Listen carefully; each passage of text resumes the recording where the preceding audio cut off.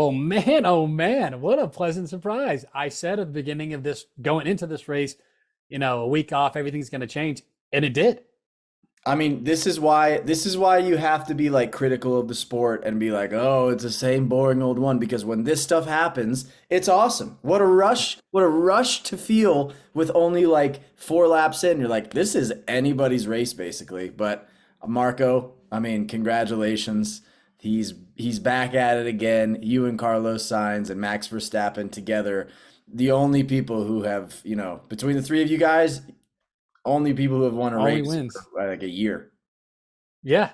Yeah. 2023 or 2024. These guys, huh? Feels pretty good. Yeah, you're a winner now. Winning gambling too? We'll get into that.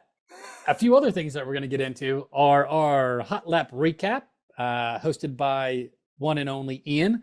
We're going to do our headline grabs, our winners and losers, and our race predictions and gambling recap. Let's get into it. Meow. The Australian Grand Prix weekend. We went down under for a fun quali at the beginning of the weekend. It was a good, it was entertaining quality. We only saw 19 drivers out there, unfortunately, because James Vowles, the CEO of Williams, hates America. Logan decided to give up his car by his own volition, totally his, he said, you can have it, because of Albon's crash in practice. I'm sure we'll talk about that. Danny had his track time deleted during qualifying, so Guan Yu Zhou was in the pit lane, but Danny was starting dead last on the grid at his home race, while Yuki Tsunoda qualified up at 8th. 2 cars with a pretty big disparity there. Max on pole. Sainz was only 27 hundredths of a second behind, which made Ferrari look promising. Race started, lights out. Max and Carlos start on the front row together. Most of the coverage was there for the first several laps. Clean start. Definitely wasn't last year where it was just chaos for every time they had a standing start. But then Carlos made a move on Max Verstappen. I didn't see it coming. Felt a little bit like, all right, good job, Carlos. You showed you're good. Let's see how how long this lasts. Give Max a few laps. He'll probably, catch him eventually. And then before we know it, before Max gets the chance to try to chase Carlos down, there's smoke at the back of his car. He's got a brake issue. And just like that, we're down to 18 drivers on the track. Bottas gets dropped to 18th of 18 because of another 3 out of 3 slow pit stop for the Sauber drivers. Alpine also got on the bad pit stop game. Esteban Ocon had a tear off in the brake duct, which caused him to be slow. And then the only other driver to win a championship in the last 7 years, we already had Max Verstappen out. Lewis Hamilton all of a sudden gets engine failure, is out too. And just like that, we're down to 17 drivers. The McLarens were P3, P4. Lando was behind Oscar. The Aussie, his home race. But Lando, being 5 laps newer on his tire, got team orders from McLaren to switch around lap 28, which didn't make Aussie fans happy, but Lando finished 10 seconds ahead of Oscar, and so, it's probably the right call. Majority of the action was done after that point, pretty much stayed in the same order for the rest of the race until George Russell hitting the wall in a pretty gnarly shunt. Ended the race for everybody on the last lap. Fernando was ahead of George in P6. The theory I heard was that Fernando saw George coming kind of around that 5 to 6 tenths mark. I guess Fernando can calculate, oh, he's like half a second behind me. Exactly.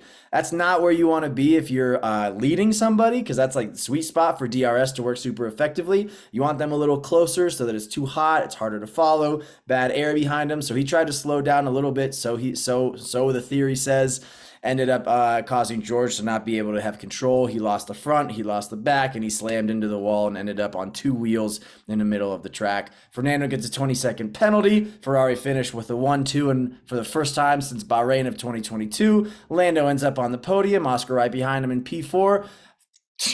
3 points for a double points finish for Haas, which could end up being huge for them. 3 points this weekend. They only got 12 points of all last year, so good on the American team. Just goes to show that no matter how much James Vowles or anybody hates America or the American team, he just simply can't keep us down. The American team is in P6, 4 points ahead of America-hating Williams. Hot lap recap. Dang, dude, I didn't even watch the race. Now I know what happened. That's the This is point. incredible, dude. Wow. Heck yeah. Uh, Yeah. I was gonna say, dude, I mean, like that there were so many kind of weirdness. For I don't fully like I kind of get in theory the Alonso thing, but like it seemed like it was still kind of so far ahead. There wasn't not seeing like not bumping into another car and him crashing like that. It's hard for me to be like, oh, definitely Alonso's the guy at fault. Yeah, I don't, and then like that was a theory that I mentioned, right? There's also like during the race, Alonso was like, "Hey, I'm having trouble with the accelerator. Like something's wrong with the throttle." So like that, I think that's probably more likely, but it's more fun to say, Fernando saw him half a second behind and slowed up a He's little like, bit. boop. Yeah. Yeah, dude, 20 seconds. I mean, dang, dude, that's tough. I saw somebody post on Instagram, it was like 20 seconds for that and then 10 seconds for this, and it was Hamilton taking out Verstappen in the British Grand Prix when Verstappen slammed into the wall like 50 G's or whatever. It's like, oh, that's 10 seconds, but this Oh, is here we go. Here um we go. but yeah, give me your favorite part of the race. Walking away from this weekend. What's number one in the Marco brain? I think the like my it was a heart drop moment when we saw Carlos like I saw from live, I don't know if how true it is on merit, like straight up passing Max. I know there was like a little slip, like maybe like a corner or two beforehand, but it looked pretty straight up clean passing him. I was like, dude, this is wild. The entire time I was thinking too, it's like, all right, now he's gonna have clean air the entire time. This is gonna help his tires. Even if Max, if he can hold him off a handful of laps, Max passes him. There's still this is going to cause a disruption into Max's race major, and he's gonna have to kind of maybe change up the strategy. Obviously, didn't get that, didn't have to worry about that, but it was still like that feeling of like, oh, like we're actually competing against Max Verstappen, which was something that I don't think anyone has seen in a year. No, and like talking about competing against Max Verstappen, quali being only 27 hundredths of a second, like less than 3/10 of a second is noteworthy in my mind. That's like, okay, that was pretty close. Like, I don't know what, I mean, I'm just used to, I think, desensitized to like, a 9/10 of a second faster Max Verstappen in quali, and seeing that it was under three, it was like, all right, let's see what they can do here. And yeah, man, happy for you. You're a Yeah, winner. I mean the biggest thing too. It's like last year, if you looked, Leclerc had so many like poles in quali too. It's always the whole issue with the Ferrari car was the tire degradation that can never go long. They had to manage their tires so much. It looks like they finally figured that out. The car is on par. I know obviously like the straight line speed, the Red Bull is way better, but it seems like a lot of the other aspects, yeah, like the any type of the turning it looks like the Ferrari is stronger in those suits. Like I think we were just showing. I was looking at the telemetry to prove to Ian one of my gambling picks was actually correct. Sainz's top speed was 235 kilometers per hour, which was the third lowest, and the one person in front of him or was slower was Max Verstappen, who didn't make it 3 laps and had car issues. The other person was Lando Norris. So the bottom two that actually finished the race with a straight top line speed was Carlos Sainz and Lando Norris, two guys that were on the podium. Yeah, that's awesome. I mean, that yeah, goes to show it's not just about being fast in a straight line, kids. Yeah, I mean the second fastest was K Max. So All right. Speaking of K-Mag, who was a winner this weekend, let's move into our next sector. Let's talk about the Eaton Asphalt winners and losers of the 2024 Australian Grand Prix. Nyam.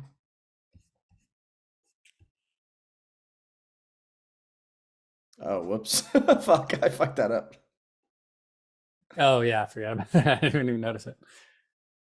Uh, We can do that and then a headline grab. I don't care. all right, fuck it. Yeah. All right. All right, as we can. Sorry, Gav. Nyam. Okay, winners and losers. Let's start off on a positive note with our winners. My first winner is going to be Ferrari. Marco, 44 points on the weekend. That's the most you can get without a sprint race, and you got it. Seems like the boys are buzzing here. Carlos Sainz, third win. 1,000 points from Formula One for Carlos Sainz. Ferrari with their first 1-2 since Bahrain 2022. Like I said, it just seems kind of like, maybe it's not going to be, they're not Red Bull yet, but hey, they're creeping up. 1-2 is a pretty convincing win for the weekend. Yeah, I mean, 4 points down from Max and the Drivers' Championship, Charles's, which is kind of crazy looking at. I think Charles came in third, second, and fourth these first 3 races, Max doesn't finish a race, gets 0 points, and he's still 4 points behind him. Yeah. Wild to think. My math wasn't mathing when I looked at all that. I was like, I don't know how that makes sense. It kind of frustrates me. Ugh. But anyways, and then we're, I think, 5 points down from constructors. So if you would have said that after 3 races, I would have said that something happened like this, and it did, which is awesome to think about. I will say, as Ferrari, 100% winner, feel great, everything, it burns a hole in my heart. And I keep saying this, I hope I get proven wrong. Seeing Carlos do as well as he does, and right now looks like the best guy in Ferrari. I'm not saying that we should have chosen Sainz over Leclerc at all. I'm saying maybe we should have kept the boys together for years to come. It terrifies me thinking the fact that this guy is like a real deal once he's in a good car, a reliable car that can last on the track, that he is a force to be reckoned with, and we just let him go because of a guy that, was obviously Lewis Hamilton. So I don't know how it's going to play out tomorrow. I mean, only time will tell. It just scares the shit out of me being like, dude, we're going to look back in 5-10 years and be like, this guy was incredible. What are we doing? But still, Sophie's choice, if you had to pick one, you would still pick Charles right now. Between those two, Lewis stays. Lewis is out. Or sorry, Lewis is in the seat. But Marco gets to decide who races alongside with him. I'm gonna go with Charles. More as a fandom kind of thing too. I don't know. I like Charles a lot. He's a cool dude. I like him. I want to root for him. I got his jersey. There's nothing I can do. My hands are tied if it's between those two. Fair enough. I'll take that. All right, moving on to the other winners. Fans. We're going to harp about this entire race, but Lewis Hamilton, Max Verstappen, both going out with car trouble. So obviously, if this were, like Ian said, 2021, the two Titans fighting for it, going out would have been crazy. One Titan going out, the other one just kind of a surprise to see. I think Crofty in the broadcast said that F1 needed this. I needed this. F1 fans needed this. It was a very big moment for us to be like, all right, things have changed a little bit. It doesn't matter how they got there. How cool would it have been if Max lost on merit, the car had no car troubles, and Sainz was able to go and beat him. Whatever, we can't have it all. Sainz won. There was no Red Bulls on the podium. This was awesome. So yeah, I think this was needed. I think we're going to need a few more of these randomness, weirdness throughout the year. Fingers crossed so we can get this, because I think there was only one last year. Is that correct? Yeah, sounds about right. Yeah, one non-Red Bull win. So hopefully we can change the narrative in 2024. Even though Carlos drove super well, never really allowed too much doubt. It was just very nice to see the winner was we didn't know for sure who was going to win halfway through the race. Charles was kind of catching up. The McLaren guys were still kind of battling a little bit, battling with Charles. So there wasn't a for sure, oh geez, Max Verstappen 12 seconds ahead from Sergio Perez. This is fun. So yeah, it was good to have a little bit of a mix up, or a question mark at least, even halfway, 3/4 of the way through the race. You know what's not a question mark? What doesn't need a question mark? You and me being freaking winners. Eating Asphalt Podcast. Mark us down for the winners, baby. P1, P2, P3, P4, all of them were Ferrari and McLaren. Doesn't need to get into specifics of who was exactly where. But top 4, can't see it. 1 and 2, baby. I'll top take it. 4 were winners. And gambling picks, we'll get to it later. We're winners there too. So we simply cannot be stopped. We're the best. I think we got to go visit Australia next year, because it seems like that's our spot. Speaking of winners, let's hit the opposite trail, right? Let's go South Pole. Let's hit those losers up, huh? Danny Ricciardo, home race. Everyone has this excited. I mean, he's the man. He's Mr. Australia. Logan Sargent was out. Guan Yu Zhou starting from the pits. Because of that, he starts 18, which was in theory dead last in his home race. Pretty tough look. Helmut Marko basically gave him an ultimatum last night or this morning, basically saying, we're going to give you the next 2 races to figure your shit out. You better not suck, or we're bringing in Liam Lawson. So that is something that probably is going to be a difficult thing for him to do. I don't know how much of a choice that is for him, but it's out there in the ether, it seems like. And then next race is Yuki's home track, and that he said in the post race show that he's driven over 1,000 times and loves that track. So if Australia was tough and seeing Yuki do very well versus Danny not doing well, this is probably going to see more of the same. So probably not looking forward to 2 weeks from now as well. Whoever ended up selling the ad deal that we had last week for the Melbourne retirement home, I bet they feel pretty bad because Or very smart.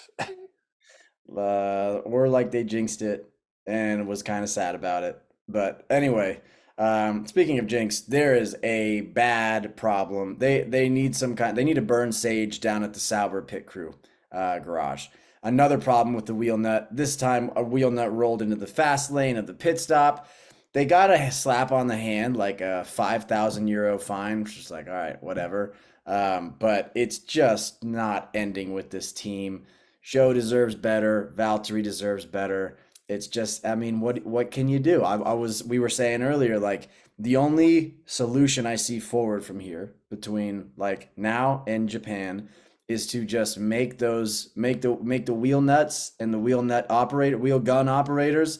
You just gotta maybe push them through like 100, see how many they can get in an hour, and then replicate that over a 7 hour span. Yeah, I've been watching Band of Brothers and some of their like tactics. I think they need to start implementing some military grade training to these guys, get their head in shape, whether it's the pit crew themselves, whether it's like the mechanics figuring this stuff out. Someone needs to get punished, actually, physically or mentally punished. Basically, Something's got to change, man. I feel like they're being a little too soft on these guys if it's the third week in a row. Shame on, like, fool me once, shame on me. Fool me twice, fool me 3 times. Someone's going to get fucked up. you know? All right. Moving on to our other loser, Sergio Perez. Obviously, with Max going out, like the second strongest car typically you would expect on the grid is going to be the second Red Bull. Just never really showed up. P5 was a little bit disappointing for him. It looked like, I mean, I assumed that he was going to make up even a little bit more ground. He passed both Mercedes. Both Mercedes guys said almost the exact same thing. It was like, this car is a rocket ship. As it's going by, I was like, all right, this is not good. And then he just never, like, I don't think he managed the tires well. Their tire management the entire weekend apparently wasn't that strong. So just not everything really added up for him. Dropping him as a 5th place for that Red Bull car, I would consider him in the loser zone. I would agree with that. ESPN F1 on Instagram today showed a picture of who's going to be next in that Red Bull seat. And it was Carlos Sainz, Fernando Alonso, and Danny Ricciardo. Nowhere was there Sergio Perez, which is a bit, you can't see that and be like, oh, I think even Danny Ricciardo, who is not doing so hot, has a better shot than me. So I think we should start ahead of this and just say like, hey, this is Sergio's farewell tour. His head's not in the game. He's just taking in all the sights of being on the Red Bull for the last year. Yeah, I mean, he's got a family, so. Yeah.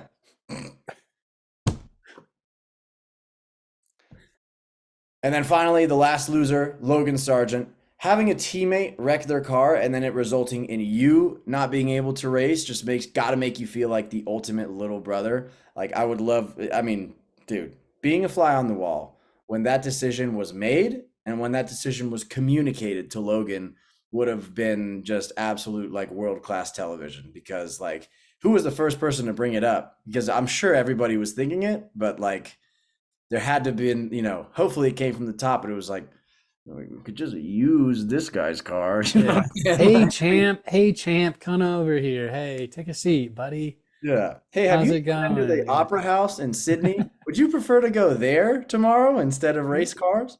Dude, I have these 2 full-day spa passes that they're burning a hole through my pocket.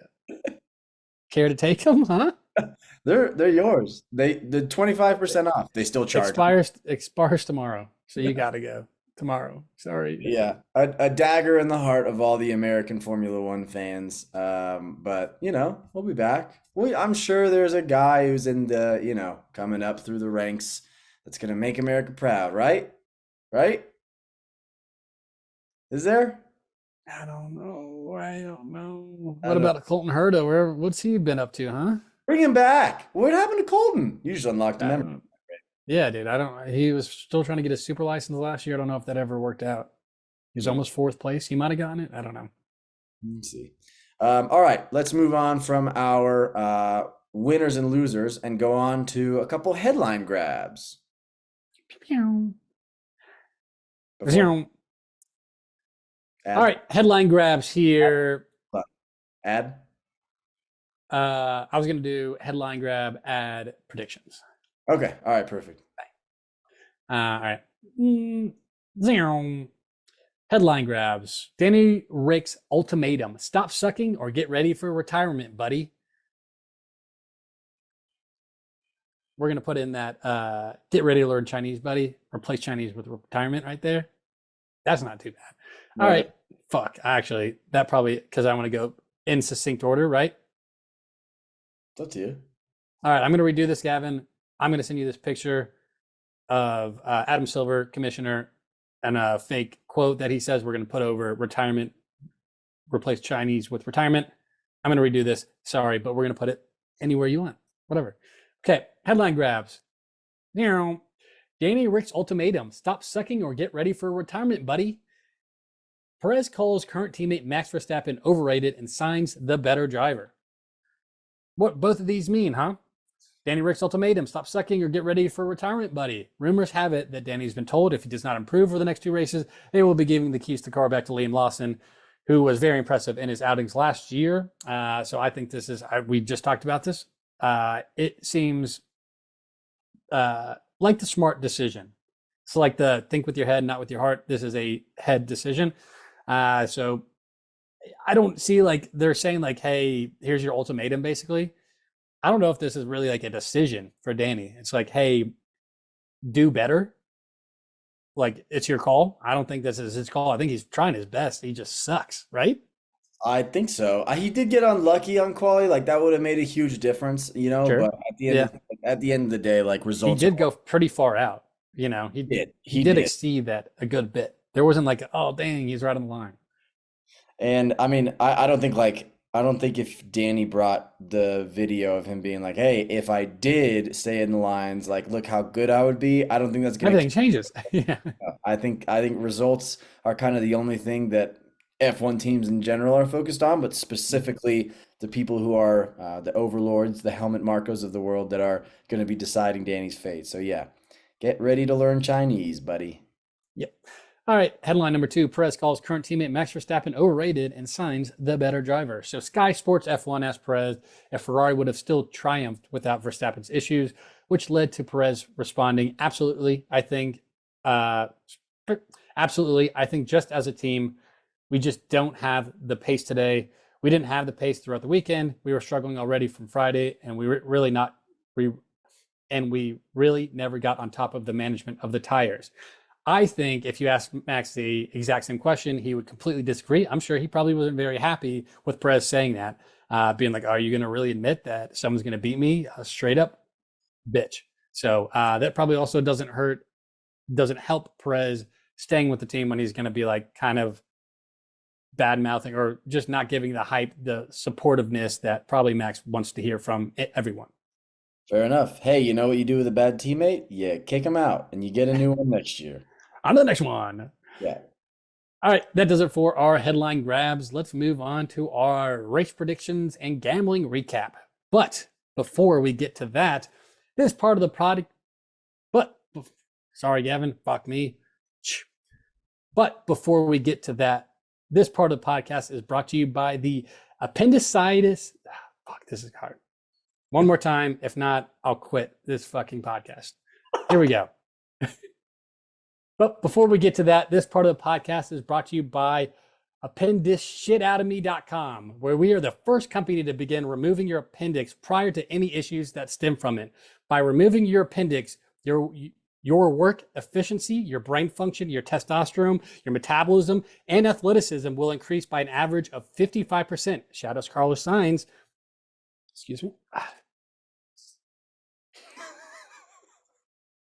Big government from across the globe are shaking in their boots at the idea that the common folk are figuring out that the appendix is actually a worse inside your body than out. They have lied to us for centuries, saying that it helps your immune system.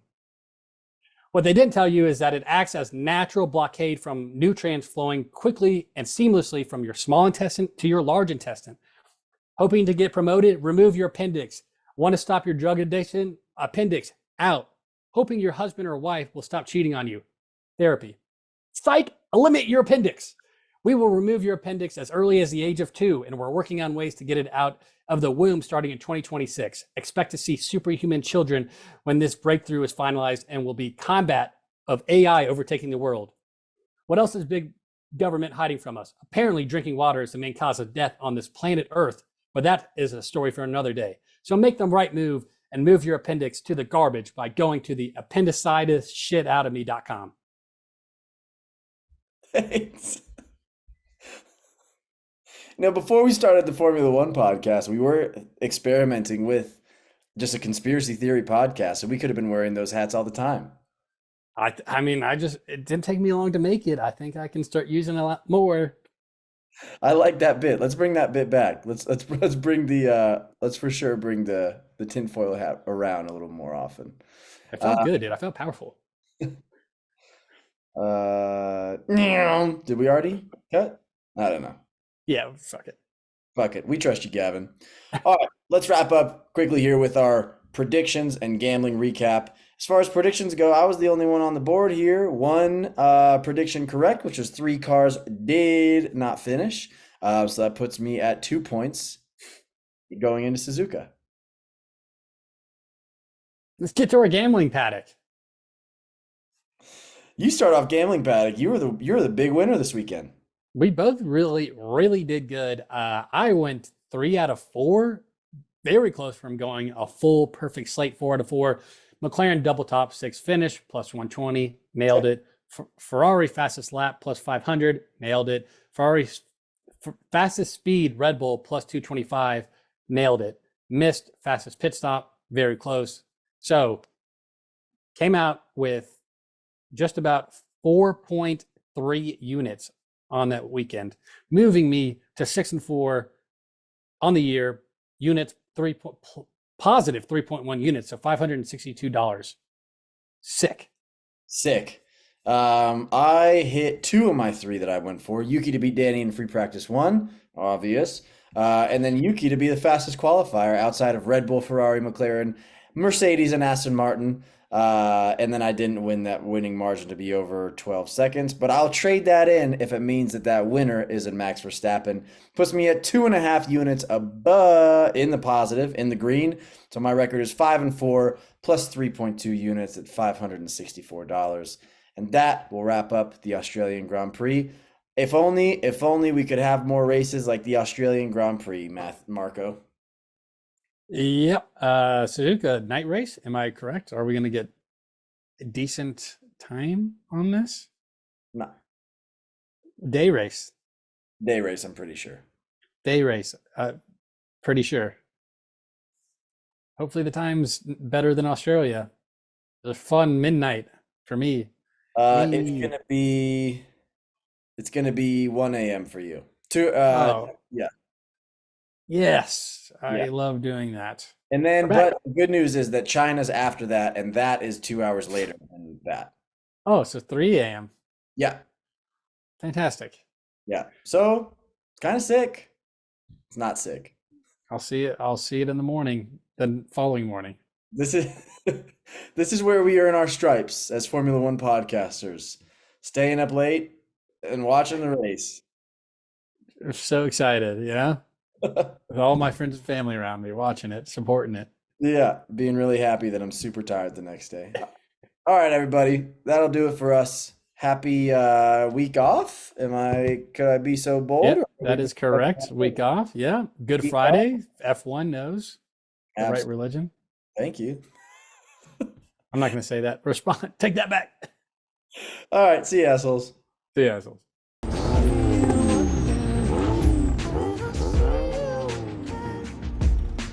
Hey, thought you could leave without saying goodbye.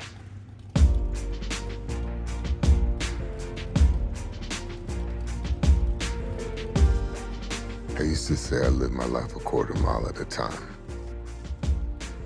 And I think that's why we were brothers. Because you did too.